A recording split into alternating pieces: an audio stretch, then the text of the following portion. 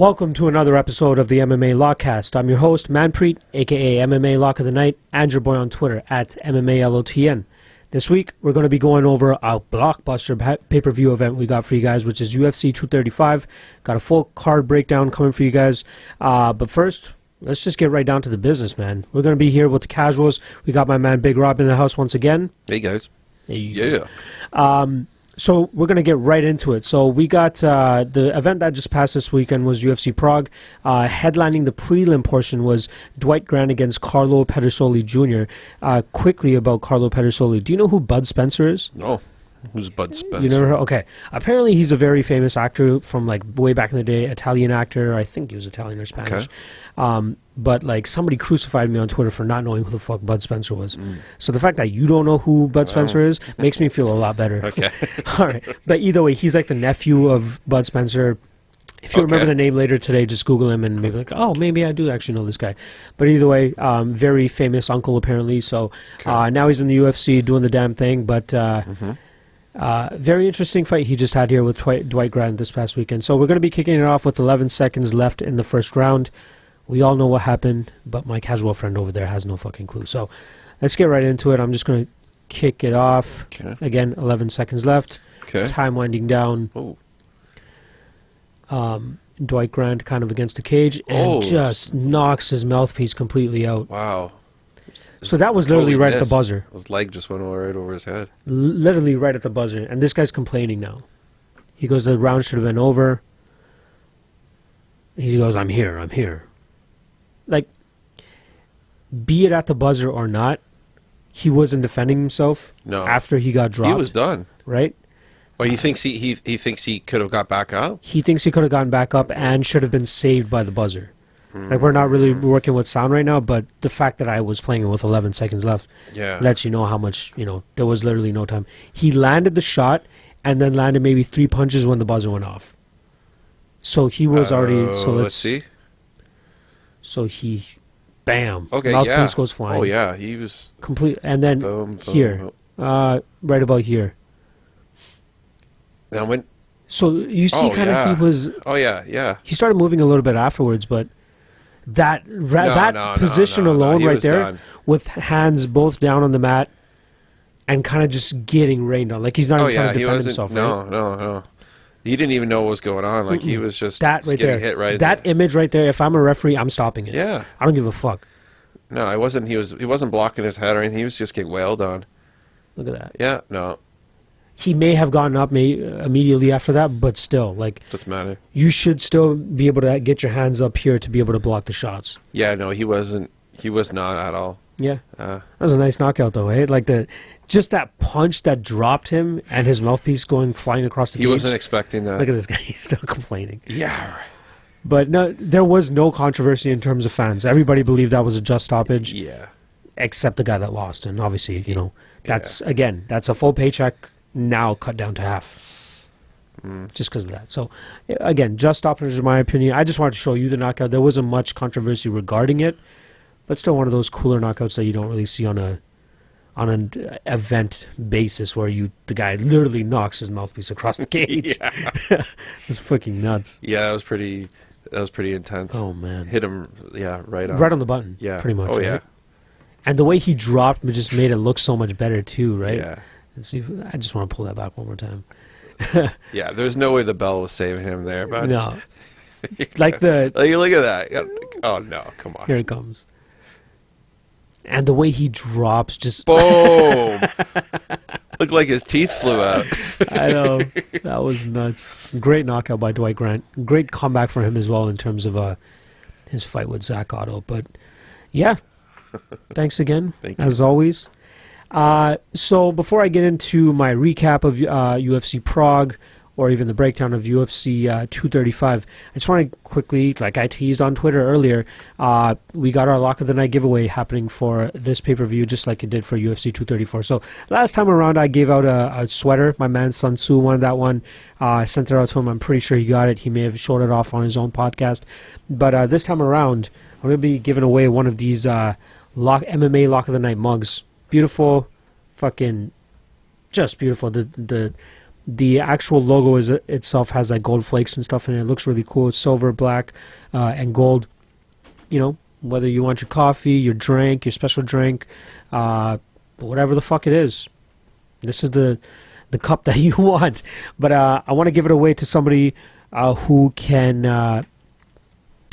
So I'm only going to be doing this contest on YouTube itself. So anybody that wants to enter needs to comment below. I won't be taking any Twitter entrants or anything like that, or entries on Twitter. So anybody that sees this that came from Twitter, simply, again, just comment below. There's two things that I need from you guys. I want you to give me a parlay that has, give me the parlay. You know what? Actually, screw it. Let's do, again, like I did like for UFC 234. We're going to do, give me your lock of the night play. The odds cannot be worse than minus 250. And if that lock of the night play or your lock of the night play hits, you're going to be put into a draw with everybody else whose play has hit. And, the winner of that draw gets the cup. So again, simply comment below your lock of the night play. It can be a player... it can be a fighter, it can be a parlay, it can be a prop, it can be an over-under, it can be whatever the fuck you want it to be. The odds just need to be better than minus 250. So hit me with that below in the comments. Fighter plus the odds, and then put your Twitter handle down there as well so I can DM you, or just some sort of way that I can get at you if you were to win. Otherwise, we're going to be doing the draw out of a hat next week. I'll be doing it on the podcast live, so you guys can see it there. Well, live for me, but not really for you since you guys are going to watch it after. But regardless, I will contact the winner right after I'm done recording, and then I'll arrange the shipment and make sure you guys get it ASAP. So, just to enter, comment below, fighter that you pick, odds better than minus 250, as well as your Twitter handle or something for me to contact you guys below. Simple. That's it. I did the same thing last pay-per-view. I'm going to do the same thing this pay-per-view. So I still got a couple other things to give away too, but I'll be doing them with every pay-per-view that passes. Simple. All right, so that's the Lock of the Night giveaway. We finished up the casuals earlier with my man Big Rob as well, and now we're going to go right into UFC Prague quick betting recap. So my Bet MMA profile currently doesn't show my one of my Lock of the Night plays. I know I submitted, 100% submitted. I'm talking to my man Mike right now just to make sure that we can sort it out and see if he can actually get back on the website for me. But it was a winning event. My Bet MMA profile says it's not a winning event. However, it is a winning event. I won plus 1.33 units. Wish it was a little bit more, but both my Lock of the Night plays hit. My underdog plays did not. It's unfortunate, but that's what my Lock of the Night plays are there for, just to secure a profitable night, even if the underdog picks miss. So let's just start off with the top of the card. So one of my dog of the night plays was a 1.5 unit stab on Jan Blachowicz at plus 101. I was waiting for this line to get to plus money for the longest time. I felt like money on Thiago Santos was going to come in a lot sooner. However, it did not. We got Jan Blachowicz pretty much fight day, if not the night before. I'm trying to remember exactly when I submitted it, but we saw that plus 101 on him. I think he got up to about plus 105, plus 110 at a certain point before the fight. But before the event actually kicked off, I had to submit it, and I got plus 101. Not mad at that price at all. Would take it again just due to what I explained on the show last week. But Santos did a good job, and he managed to find that chin of Jan Blachowicz and got the finish. But big things for Thiago Santos to come. I'm really excited what's to come with the light heavyweight division. Slowly, we're getting this new crop of guys that are taking over and making light heavyweight slightly more exciting again. So good on Thiago Santos. Big win for him. But that was minus 1.5 units for me on that pick.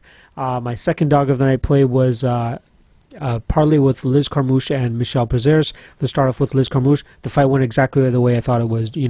Everybody booing in the crowd. Obviously, they're just supporting their fellow Czech.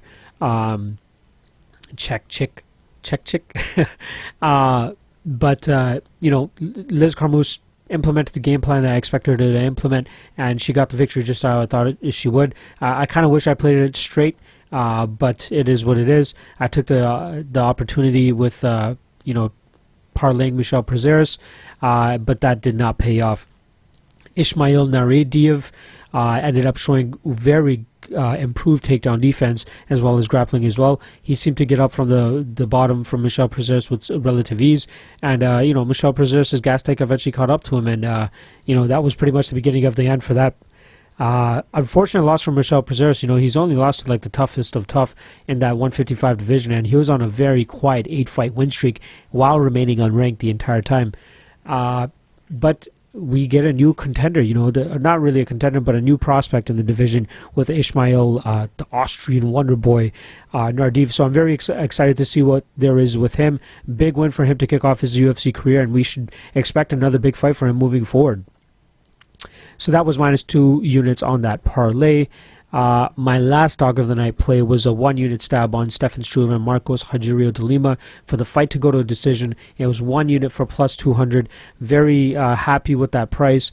Very happy considering, Stefan Struve has managed to survive his last several fights, or his last couple fights at least, and I expect Marcos Rogerio de Lima to kind of do what he did for that first round, to lay on top and do enough to keep active to not get the fight stood up.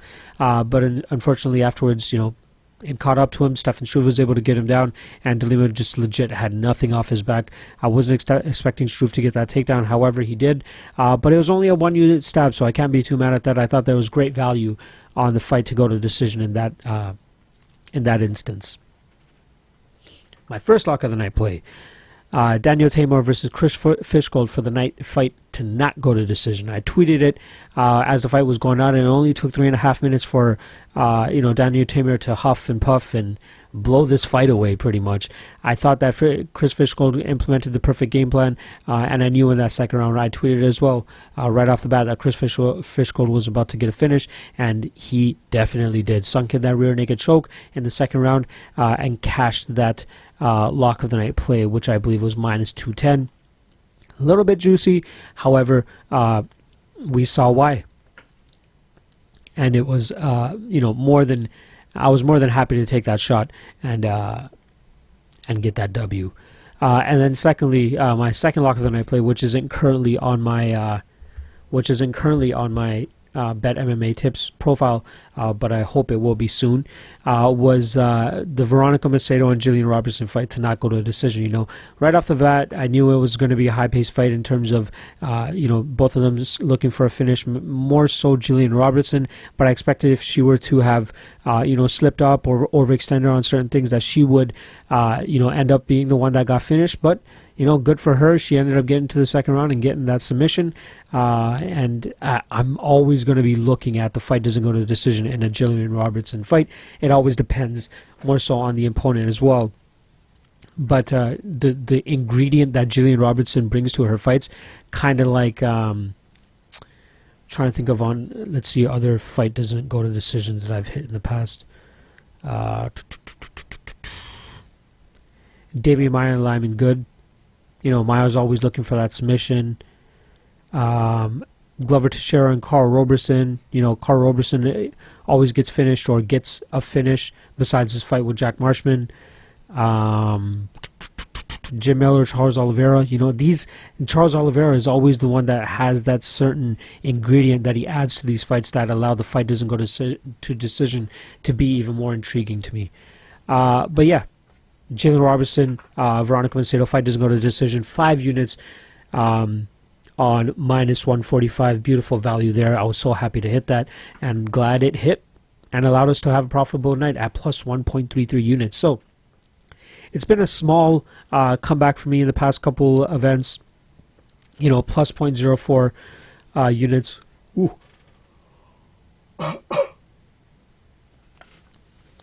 Plus 0.0 plus 0.04 units on my last card at UFC Phoenix, and then plus 1.33 units on this card. However, as most of you have been following me know, my kind of policy on paid and free picks is 3 straight winning events constitute my 4th and moving forward events to be paid.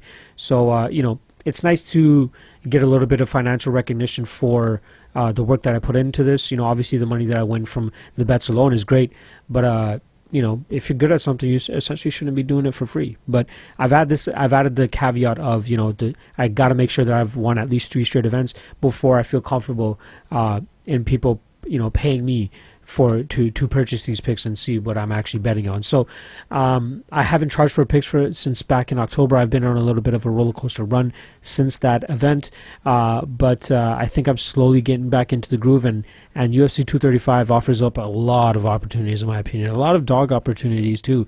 So don't be surprised to see me pick a lot of underdogs in this upcoming breakdown. And I'm going to bet a couple of them, maybe up to 3 as well. So keep your ears open for the rest of this podcast. So that was UFC Prague, like I said, plus 1.33 units. We move right into UFC 235. Great card. The return of John Jones. He's finally coming back. He said he's want to have up to 3 fights this year. He wants to get right back into the thick of things and make up for the time that he's lost.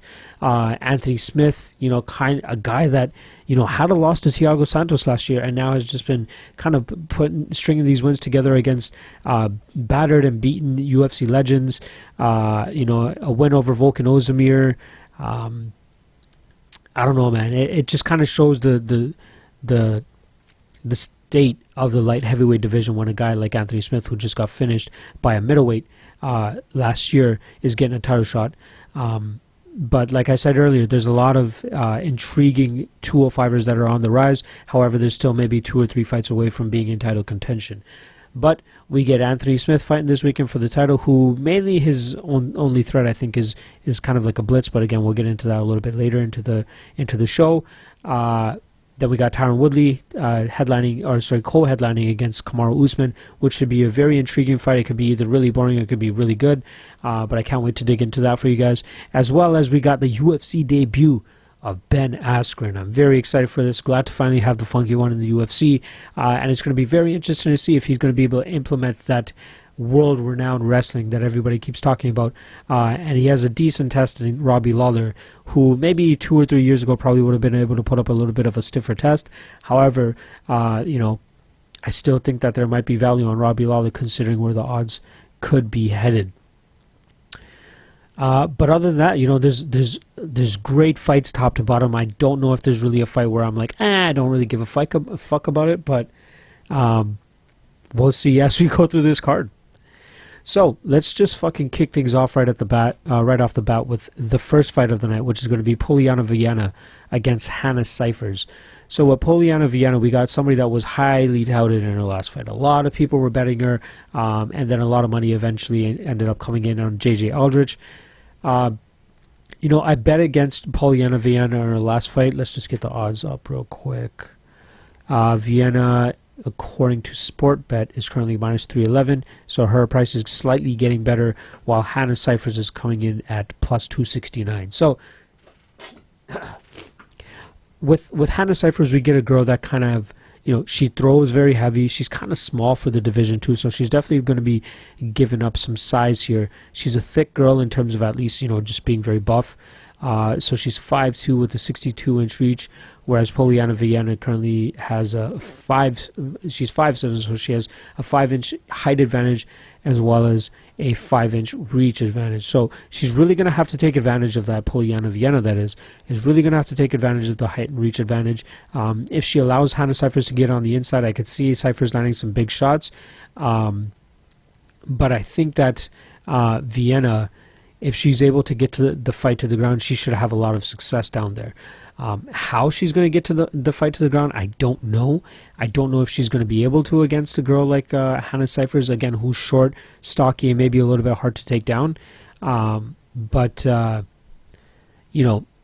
think Viana has the jiu-jitsu chops to tap a girl like Hannah Cifers. To get that takedown, Polyana Viana is going to have to close the distance, and that's kind of what Hannah Cifers wants.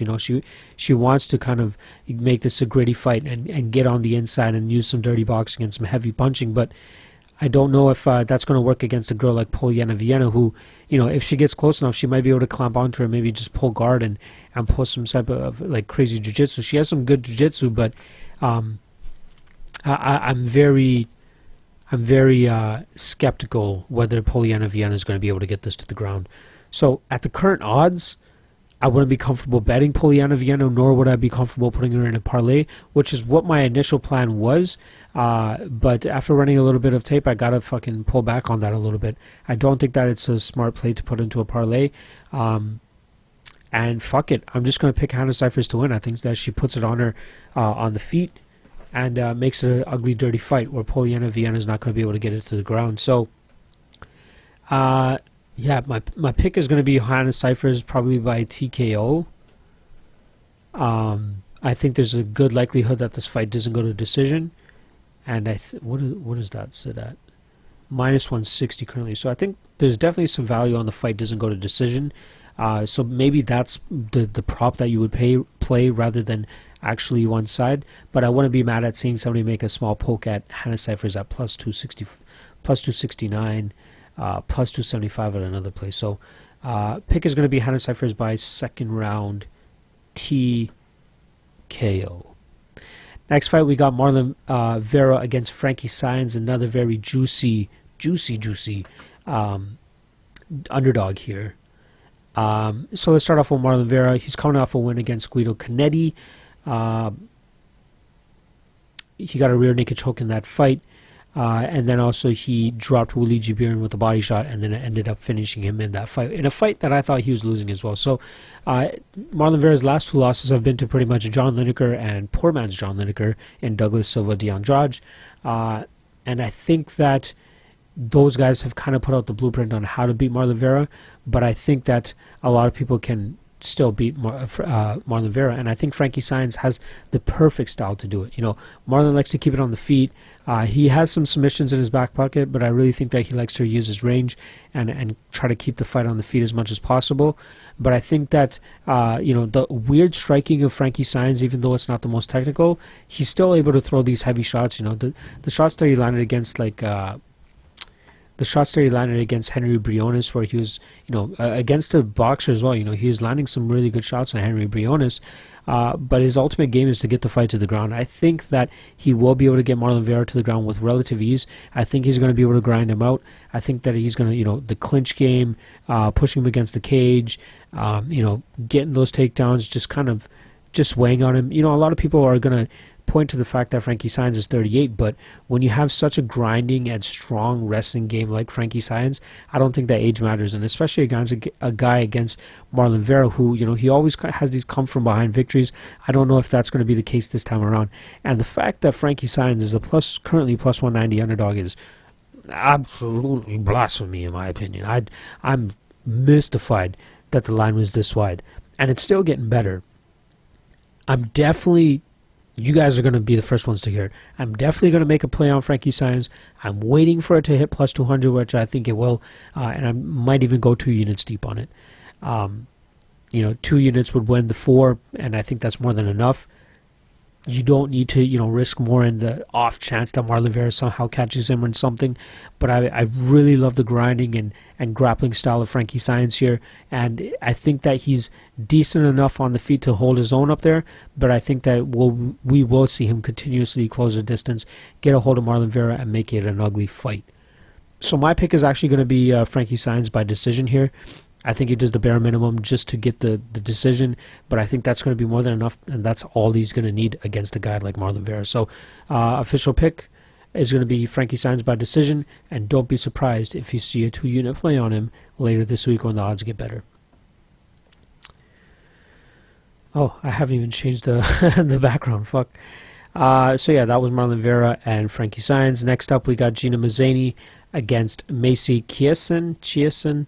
I'm still trying to figure out how to pronounce her name. Starting off with Gina Mazany. She's coming off a loss to Lena Landsberg in her last fight, where she kind of,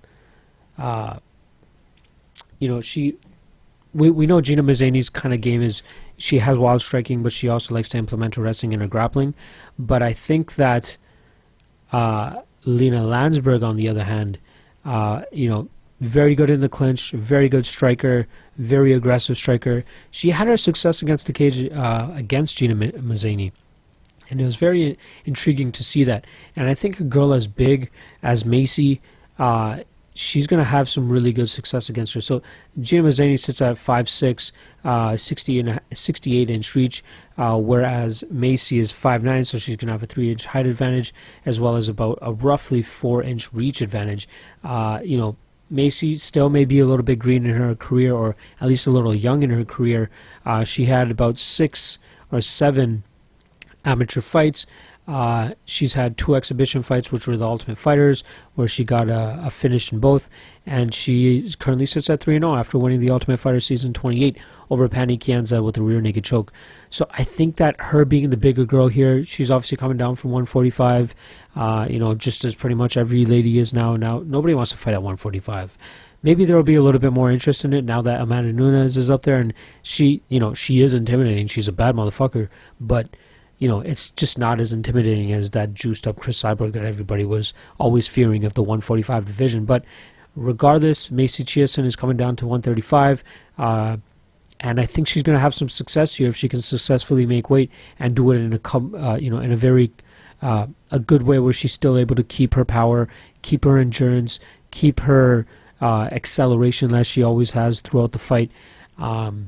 And I think she's just going to wear on Gina Mazany here. I don't think Gina has much to offer in return. I think that Macy's going to be able to get the takedowns with relative ease. She'll be able to control the clinch. She's going to be the stronger one. And she showed in that Pannie Kianzad fight that she doesn't really fuck around on the feet. She likes to just, close the distance ASAP and start imposing her will. And I think that's going to be the same game plan that she implements against Gina Mazany here. And I wouldn't mind seeing Macy Chiasson as part of a parlay for some people. She currently sits at minus 437. I don't know where I would really cap how much you should parlay her at, but I think that she rolls here, and I think that the heavy favorite odds that she has right now are justified. So I'm going to be taking Macy Chiasson by rear naked choke, or even submission, I should say, probably in the second round. Next up, what do we got? Edmen Shahbazyan versus Charles Byrd. So the odds currently sit at minus 127 Edmen Shahbazyan, plus 113 for Charles Byrd. Starting off with Charles Byrd, he's coming off an elbow KO loss to Darren Stewart his last time around. That was very shocking. I think he was a hefty favorite in that card too, if I'm not in that fight. Yeah, minus 175, so slight favorite.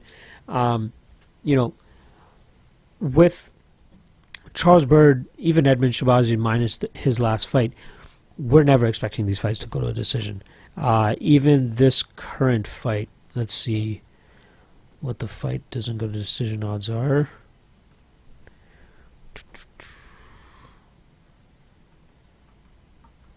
Oh, there we go. Minus 260. A little bit too much juice for my liking. In a fight where, especially after we saw Edmen Shahbazyan go to a decision against Darren Stewart.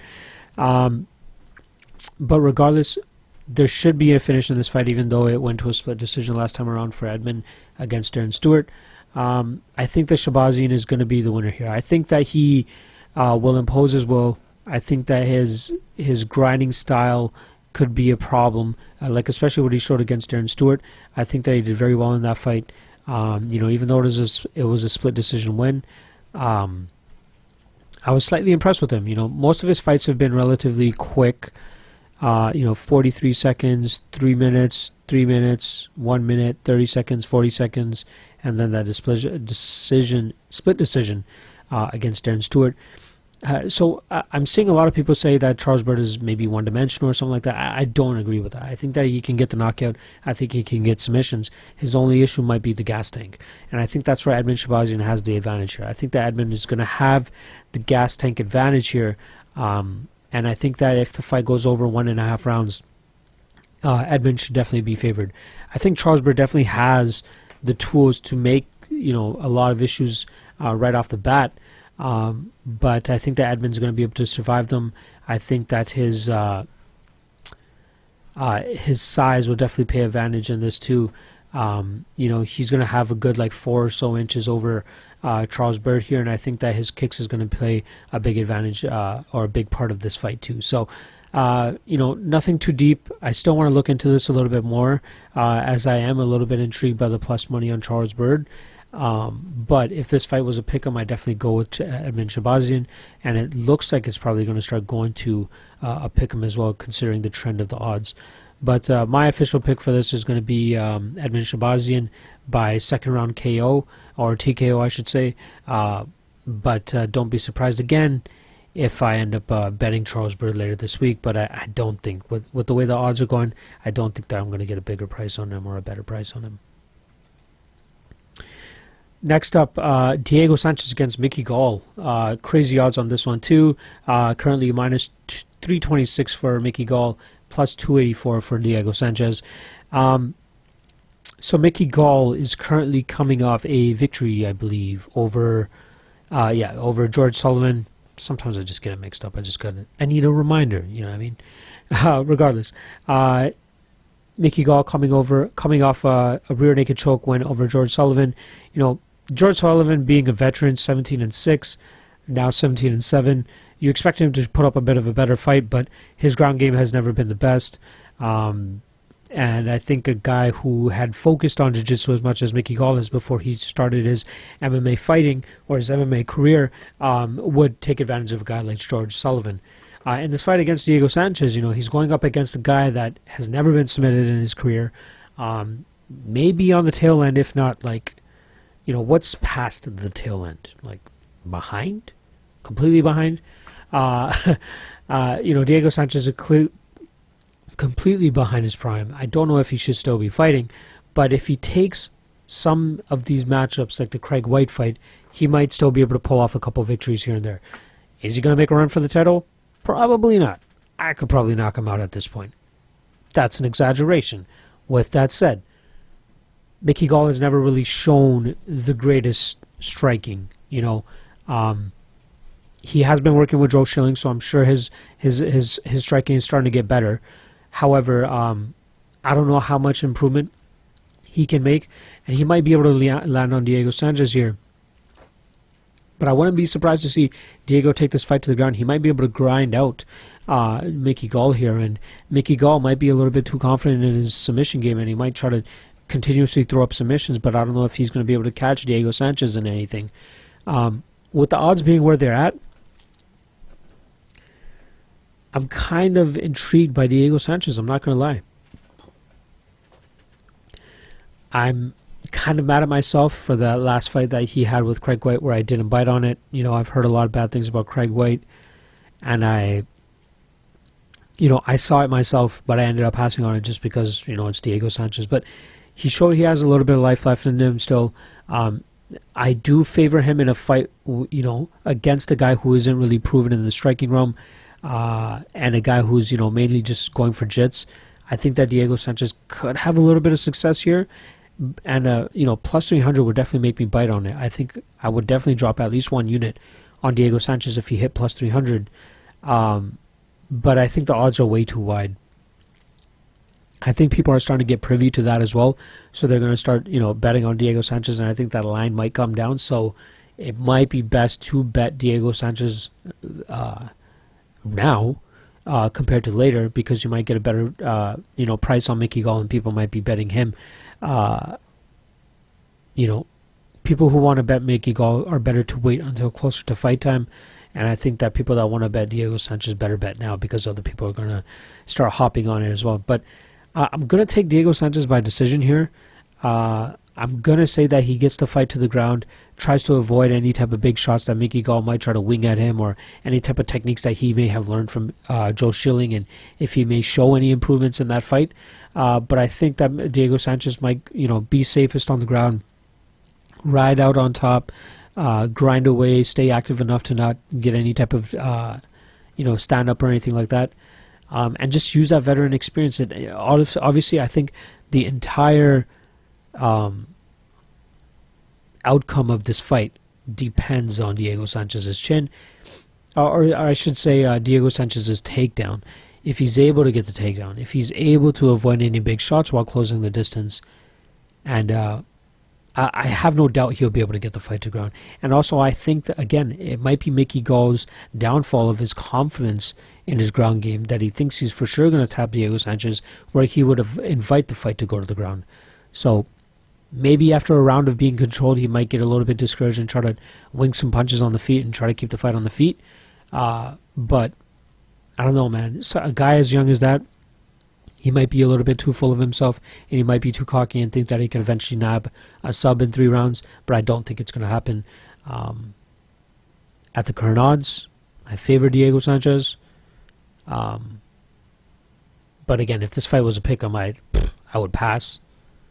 Again, maybe consider a bet on Mickey Gall, but at this point, and at the current odds, I'm going to go with Diego Sanchez. I think, again, like he rides out a decision victory, and gets to win. Simple. Next up, Alejandro Perez against Cody Stamann. This is a possible lock of the night play for me. Cody Stamann is a guy that I've always been interested in. In terms of getting a W or betting on. He's currently. Oh, it looks like his odds are getting worse too, so I might have to bet this soon. Currently sitting at -181 at Sportbet. With Stamann, we're getting a very strong wrestler, decent stand-up. Just a good enough stand-up to be able to keep the fight on the feet long enough just to lull the fighter into thinking it's going to be a stand-up fight and then eventually get it to the ground. Very strong, great timing on his takedowns too. I'm very impressed with the kid. He had a tough go with Aljamain Sterling in his last time out, but I think just Aljo had his number in that. He was just he's just as good of a wrestler, maybe the stronger guy too. God damn, guys, I don't know, I'm fucking exhausted. Let me take a sip.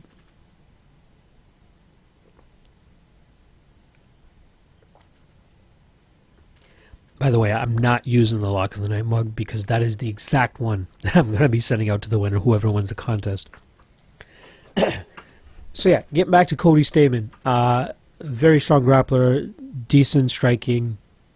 Got caught a couple times with Tom Duquesnoy, but managed to recover and still pull out the victory in that fight. I think here he's going to have success against Alejandro Perez. I think he's going to be able to get Perez down. I think he's going to be able to control him. Good enough submission defense as well, even though he got like that weird knee bar loss to Aljo. I don't think Alejandro Perez has anything like that up his sleeve.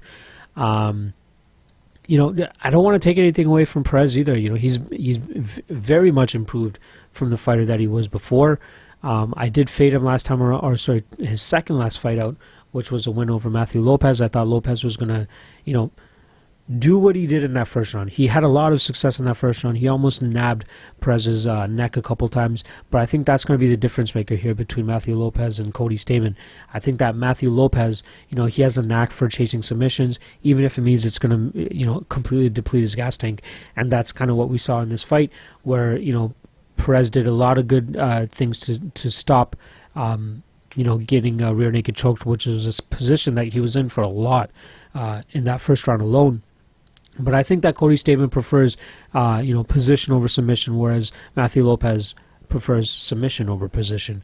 And I think that difference alone, as well as Cody Stamann's gas tank compared to Matthew Lopez's, is going to be the difference maker here. I don't see Alejandro Perez stopping Cody Stamann's takedowns, especially not after 2 rounds, for sure not after 2 rounds.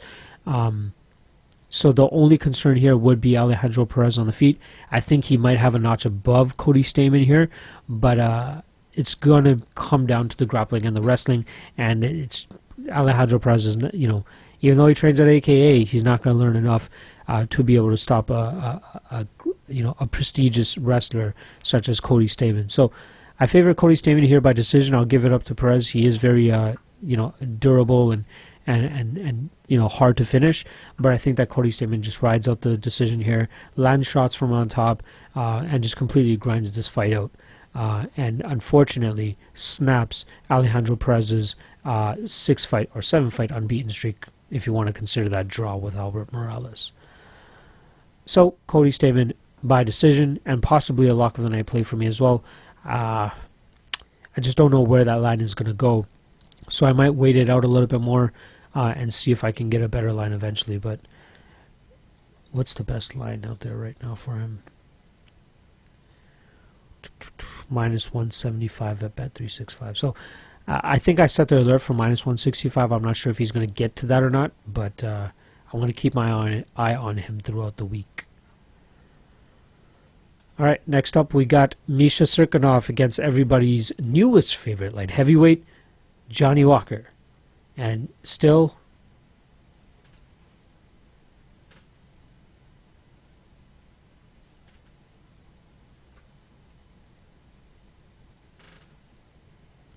Brian Ebersol. A fucking silhouette of Brian Ebersol instead of a picture of the fastest rising light heavyweight, Johnny Walker. Brian fucking Ebersol. Anyway, Johnny Walker getting right back to work after his quick knockout finish of Justin Ledet back in the beginning of the month, February 2nd, actually. So he's going to be fighting exactly a month apart. It was a quick fight for him, took no damage. Can you blame the guy? Get right back in there. Perfect opportunity with Misha Cirkunov's opponent dropping out. Yeah, man, I love this Johnny Walker kid. Misha Cirkunov definitely has the advantage on the ground here. I don't know if he's going to be able to get the fight to the ground. And with Misha's,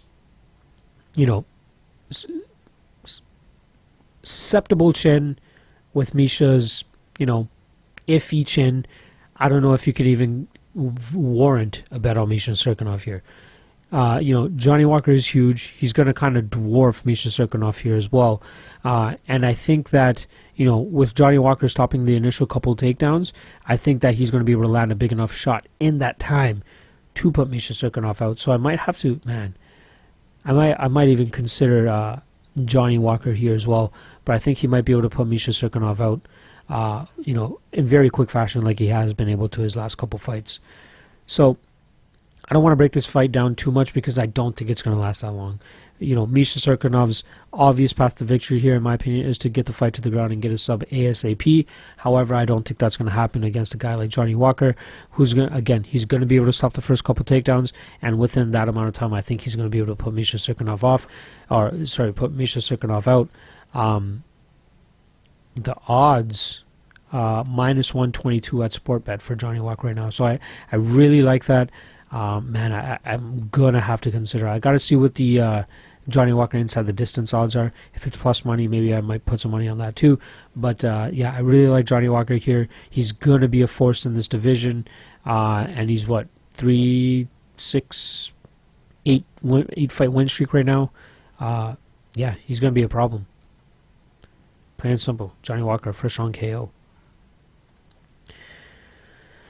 All right, next up we got Jeremy Stephens versus Zabit Magomedsharipov, everybody's new favorite fucking addition to the UFC. He's 4 fights in right now. This is going to be his 5th and probably highest profile fight as well.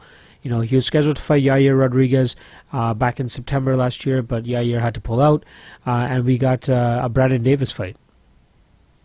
It is what it is. But now we're finally going to see him against somebody like legit with a good name that could definitely bring out the fight in a guy like Zabit. So I've already played 5 units on Zabit Magomedsharipov at minus 188.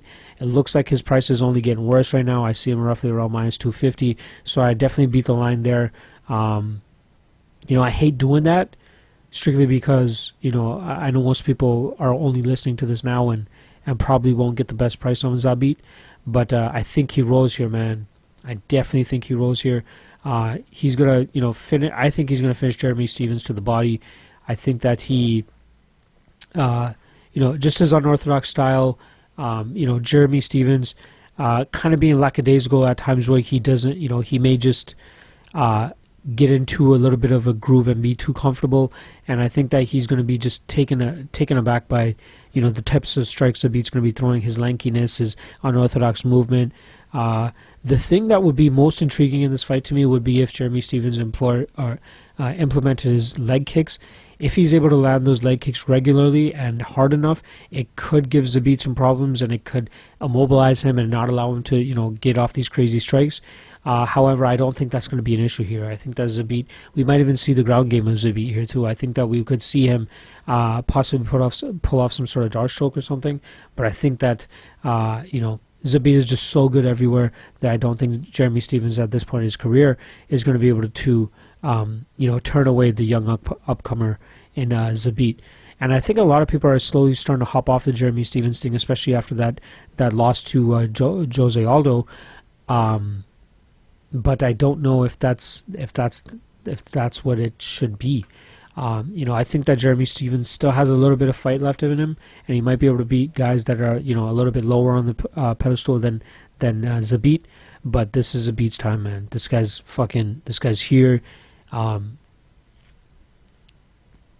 I think one more fight after this, he should fight for the title. Like, he beats Jeremy Stephens, goes out there, fights another top 5 guy or a top 5-ish guy, gets a dominant victory there, and then fights for the title. And then him against Max Holloway would be some fucking shit.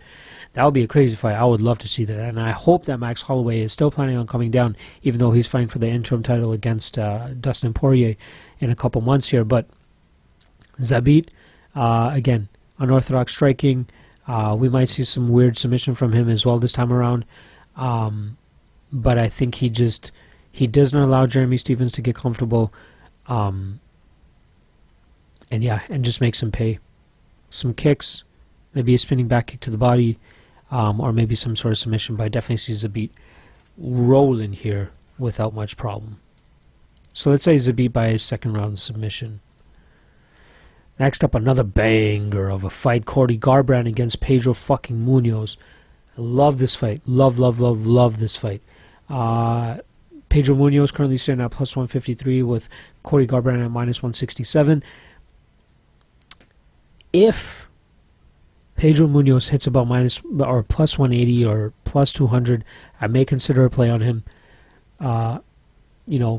I talked to one of my boys, and he said a lot of people forget, that it's only recency bias, and that's kind of what pushes a lot of bettors nowadays. And we may not remember what Cody Garbrandt used to fight like or how good he really used to be, but I'm very skeptical in terms of how Cody Garbrandt's going to look when he comes back. So there's two things in this fight for me. Remember what happened to Renan Barao the last time TJ Dillashaw beat him? Are we going to see something similar like that with Cody Garbrandt? I know a lot of people are going to point towards Renan Barao and the whole USADA thing. That might be the issue, and as to why he has looked like not even a 0.02 of himself as he used to be a champion back in the day. But with Cody Garbrandt, how much have these two knockouts affected him? How much have they taken away from his mental confidence?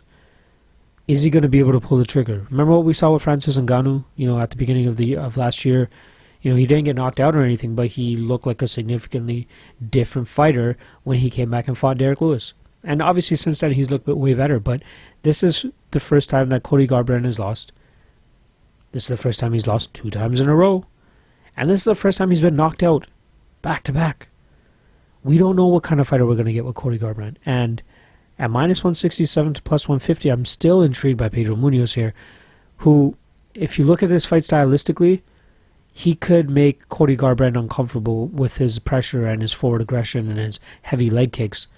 But he is a little slow on the feet. He does have a problem with striking defense, and Cody Garbrandt hits hard like a motherfucker. But I'm just very skeptical about the type of Cody that we're going to see this time around. Dog or pass situation, in my opinion. There's too many X factors outside of the cage that keep me away from betting Cody Garbrandt here. But skill for skill, he should be able to keep this fight on the feet. And I think that Pedro Munoz is completely fine with that because he loves swinging them fucking bungalows. But I would not be at all surprised if Pedro Munoz landed on Cody Garbrandt and he went to bed. He could put him out easy. Pedro Munoz throws with a lot of heat because he does not mind if this fight hits the ground or any fight ever hits the ground, because he's good enough off of his back and he's good enough with his jiu-jitsu where he is comfortable down there.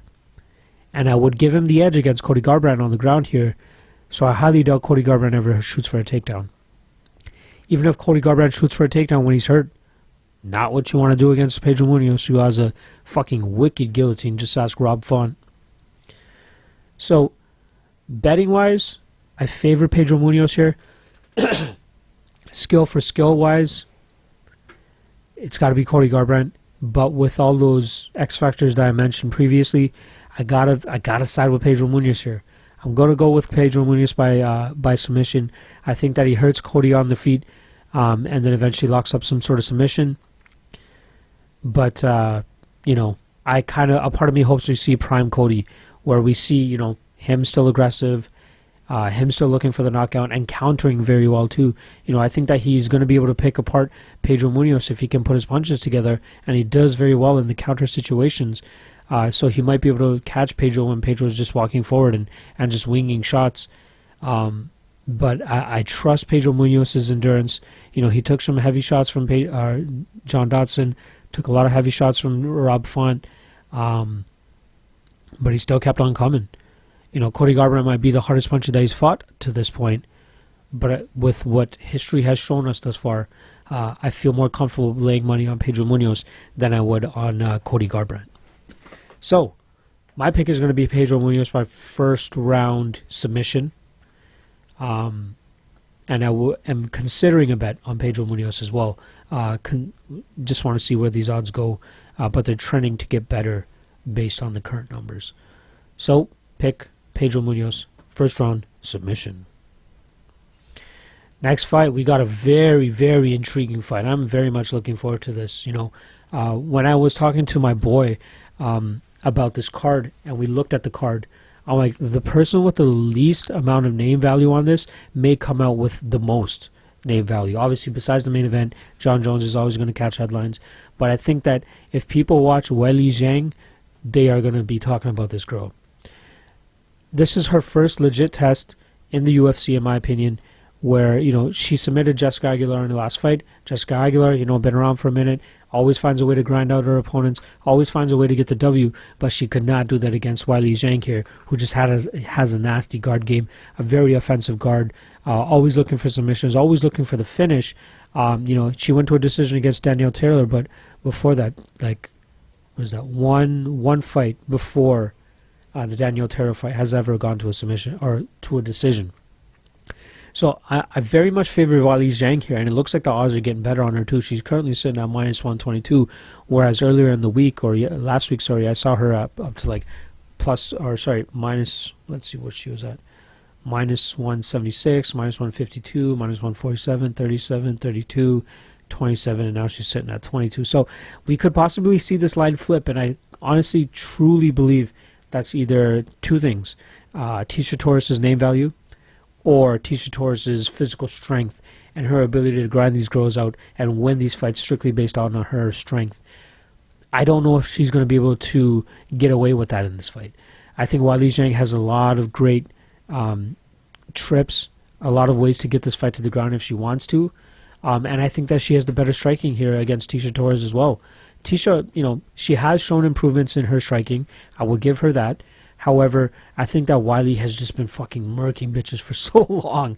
I hate to be so vulgar with it, but she's just been, she's 18-1, and her first, she's only lost, her only loss was her first fight of her career back in 2013. But since then, she's just been putting on a clinic, finishing all but two of her opponents, while she currently sits at an 18-1 record. So, she's going to make a name for herself. I think she's going to win.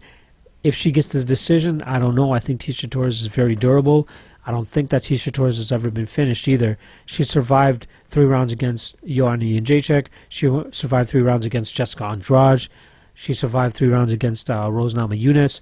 So there's a lot of things that we need to consider in this fight. But I think that Tecia Torres and her knack to win these fights based off her strength is just not going to fly this time around. I think that, if she tries to just use her power, she's either going to gas herself out while doing that, or she's going to just walk into some sort of trip or a takedown of Weili Zhang, and Weili's going to take advantage of that. And I think that Weili might even be, offensively better than Tecia Torres in the clinch here too. Tecia just always squeaks by. In my opinion, she just squeaks by these decisions, and just strictly based on her strength and her grappling and clinching ability. But this is a different beast than Weili Zhang, and I will definitely bet Weili Zhang if she hits plus money. But man, I would probably bet her at a pick'em as well. I'm very, very confident in Weili here, and I think a lot of people are going to be surprised once she pulls off the victory here against Tecia Torres. Official pick, Weili Zhang by decision. Next up, the hitters keep coming. Or the sleepers, depending on how you look at this fight.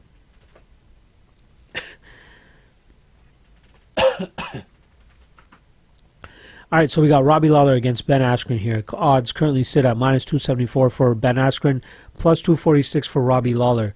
Robbie Lawler is one of my favorite fighters of all time. You know, always looks for a war, always looks for a way to get a finish. But here he is, coming off a relatively long layoff. About a year and 4 months. Last time around, he fought Rafael dos Anjos. You know, he was scheduled to fight Ben Askren back in January, but UFC 234 or 233 got canceled. And now here we are. We got UFC 235, Ben Askren and Robbie Lawler. So it's, again, very simple fight to break down. Ben Askren is going to be looking for the takedown right off the bat.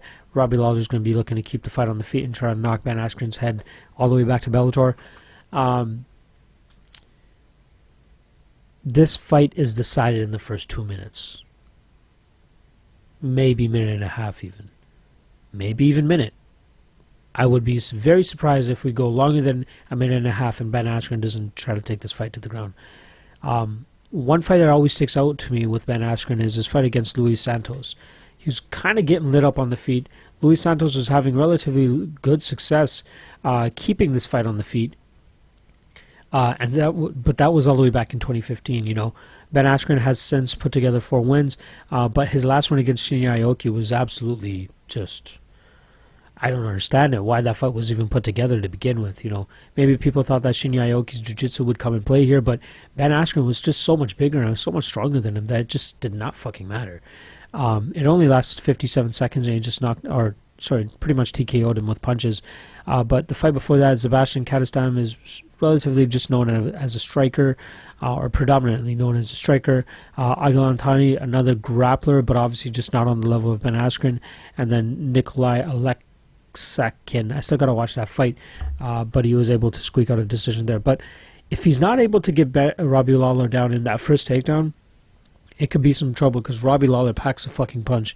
And plus 246, it's something that I considered, I won't lie.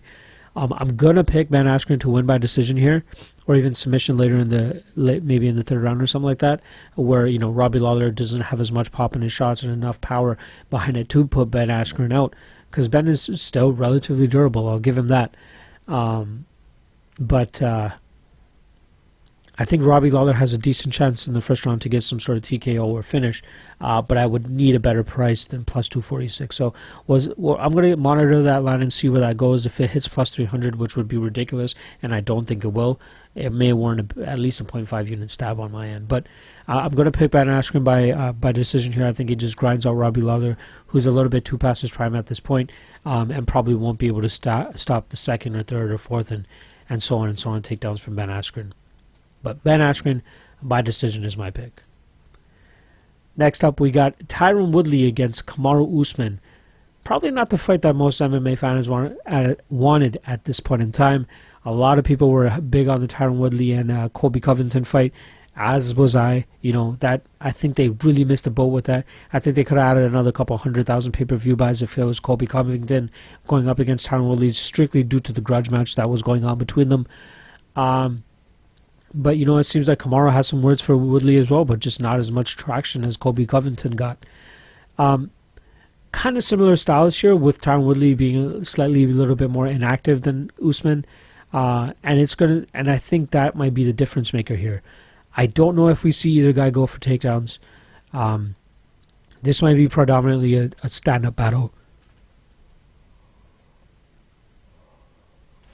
Fuck, it's been such a long day, guys. I apologize. Regardless, Tyron Woodley, you know, had a submission win in his fight against Darren Till last time out. Did not expect that. Highly doubt anybody expected that to actually happen. But I don't know if he's going to be able to do that to Kamaru Usman. I think that it's going to come down to activity. I think we get 5 rounds of this, or I think that we get a late Kamaru Usman finish. I'm intrigued by Usman, who currently sits at plus 169. That might be another underdog bet for me. I'm just loving the dogs this time around, guys. It's just ridiculous. But regardless, I want to see where that line goes. I think Tyron Woodley might get a little bit more love, but just Tyron's inactivity is just ridiculous. And his striking ability, being that generic wrestling style of that just blitz overhand right or blitz overhand left, just long looping shots trying to knock the motherfucker out. I don't know if that's going to work against Kamaru Usman here. Kamaru kind of does the same thing too, but he applies a lot more pressure than Tyron Woodley normally does. And again, I don't know if this is going to be much of a grappling match. I think both guys are going to want to keep this on the feet.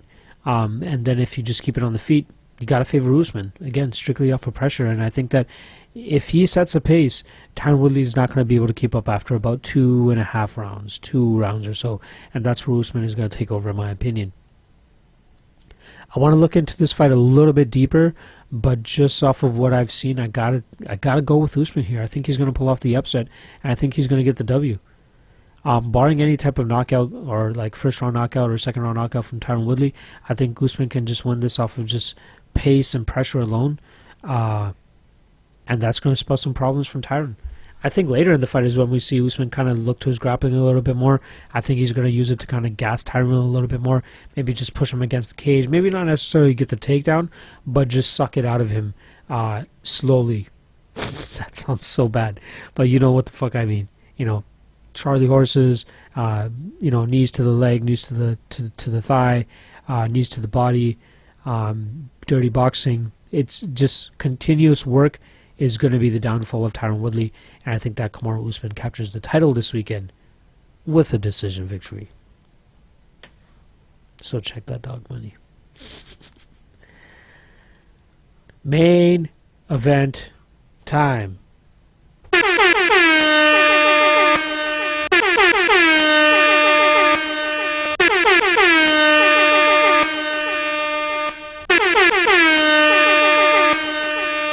I'm going to give this bitch 4 horns. The only way it would be 5 horns is if Jon Jones was fighting somebody he's not a minus 800 favorite against. I'll give it up to Anthony Smith. He brings the fight, has some very entertaining fights, but I am not at all interested in this fight. I'm only interested. The only reason it got 4 horns is strictly due to the fact that it's fucking Jon Jones. Jon Jones is a very once-in-a-lifetime type athlete. He's lost a lot of time due to the fact of his, USADA suspensions, fucking cocaine, hitting a woman or pregnant woman with his car, all the other shit that Jon Jones has been through. We've heard it all, but he's finally back.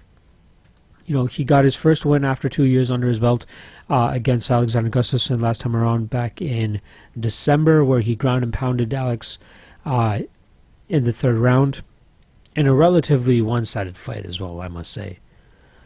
But this time around, he fights a little bit of an more aggressive fighter than Anthony Smith. And Anthony Smith has said it as well. He knows his path to victory here is to make Jon Jones uncomfortable, come forward, try to get the finish, and get the win that way. But I think that's where Jon Jones is going to thrive. I wouldn't be surprised to see Jon Jones just go for a takedown right off the bat. If Anthony Smith kind of blitzes and overextends a little bit too much, I think that Jon Jones is just going to say, fuck it. Let's just go the safe route and make sure that we get this victory. No fluke Buster Douglas shit types happens. And I think Jon Jones just subs him in the first round, man. I think it's just going to be easy for him. I think that he gets the takedown without much issue. And he puts Anthony Smith to sleep. There's not much of a breakdown to do for this year. I mean, we got the greatest of all time going against a guy who is strictly only getting the title shot due to the fact that the light heavyweight division is a little bit of a wasteland. And the guys that are actually going to be threats are still 2 or 3 fights away from any type of title contention.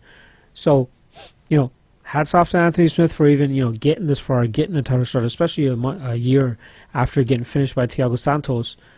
But it's just... he's not going to be the guy like Anthony or like Jon Jones. It's just not going to happen. I think that, again, like I said, I think Jon Jones is just going to rely a little bit more on his wrestling pedigree just to keep the fight as safe as possible, but still get a submission and dominant victory right off the bat in round number 1. I don't want to break it down further than that because we don't need to. We know what the fuck to expect. Anthony Smith is just going to come out there throwing bombs and try to put Jon Jones away quick. But I think it's just going to play against him, and then Jon Jones is going to, get the takedown and make this a quick and easy night.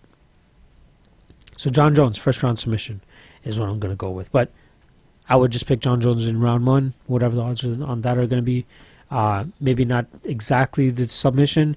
He could possibly get full mount and just fucking rain down elbows and get the TKO there. But I think he might lock up maybe like an arm triangle, Darce choke, or even a guillotine if you wanted. But yeah, Jon Jones, first round submission over Anthony Lionheart Smith. Let's see how outrageous the odds are right now. So minus 809 for Jon Jones, plus 700 roughly for Anthony Smith.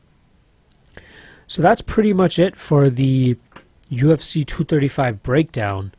Again, I'm very excited for this card. I'm really hoping that every fight kind of just, lives up to its potential. I hope Woodley Usman is a fun fight. I hope it's not all grappling. I hope these, I'm not mad at all grappling as long as it's, none of this stalling shit. Guys always looking to improve their positions, looking to rain down damage. And I think there's a possibility of that.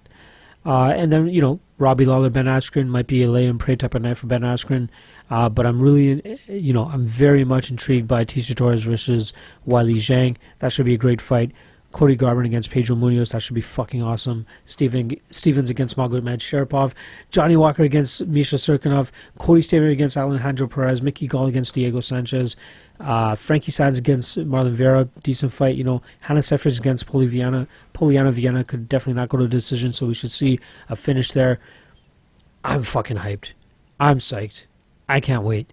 And I've teased it on prior episodes, but I got something in the fucking works, and it's going to be going down next week. Hopefully you guys get it by the end of next week, but I can't fucking wait to share it with you guys. I might tease it a little bit this week, but we'll see. We'll see.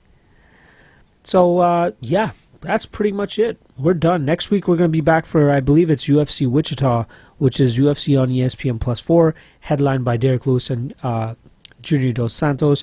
The odds for that entire card have recently dropped as well, and I'm seeing a lot of intriguing spots there that I want to take advantage of. But still a couple things that I want to look at for this card to potentially hit some underdogs. But I've let you guys already know. I've hit 5 units on Magomedsharipov already at minus 188. And I'm looking at potential at least one more other lock of the night play, as well as a handful of dog picks as well. So keep your eyes out for that.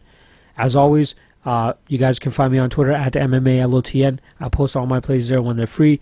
And I said it at the top of the show, if I win this event, I'm going to paid picks until I take another losing event. So get on while you can. Use the profits to buy a $20 subscription. Again, it's not much, but I feel it's needed when I'm putting in as much work as I am. Also, lastly, make sure you guys check out the tape index. Me and Newsom have been killing it with that. We just added a new UFC stats link as well, which used to be Fight Metric. So I really think that aids in tape study and fight studying, strictly due to the fact that you don't have to watch every single fight and watch all 15 minutes of every fucking decision fight. It is, if you have the time to do it, by all means go for it. I think it's great. But if you really want to see certain things like how many takedowns a person has defended, or even which rounds these were defended, and so at least you can go to those specific rounds and see how many takedowns they attempted, how they were defended, how they were successful. And I think that the Fight Metric definitely helps out with that. Or sorry, I should call it UFC Stats. It definitely helps out with it. So make sure you guys check that out. And I'll be working on UFC Wichita during this week as well. So look for that by the end of the week as well, in terms of the tape index for that. But until next week, that's pretty much it. I'm out. I'm done. Let's fucking make some money this weekend. Peace.